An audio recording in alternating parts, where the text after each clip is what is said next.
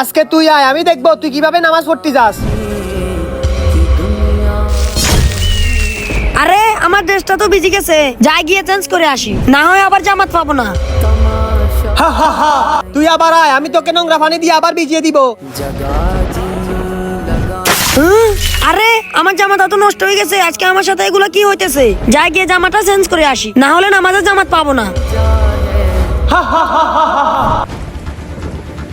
আরে হঠাৎ করে বৃষ্টি শুরু হয়ে গেছে, এখন আমি মসজিদে কি করে যাব? ছোট ভাই চলো, আমি তোমাকে মসজিদ পর্যন্ত দিয়ে আসি। হ্যাঁ ভাই চলেন।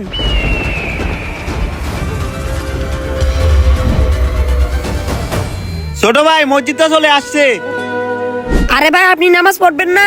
না আমি নামাজ পড়বো না। কিন্তু কেন? হ্যাঁ? আরে আপনি কে? আমি শয়তান। তুই দুইবার ভিজে গেছস, তারপর তুই মসজিদে আসছস। তুই প্রথমবার ভিজে গেছস, তাই আল্লাহ তাআলা তোর জীবনের সকল গুনাহ মাফ করে দিছে। তুই দ্বিতীয়বার ভিজে গেছস, তাই আল্লাহ তাআলা তোর পরিবারের সকলের গুনাহ মাফ করে দিছে। আমি যদি তোকে তৃতীয়বার ভিজাতাম, আল্লাহ তাআলা তোর গ্রামের সকলের গুনাহ মাফ করে দিত।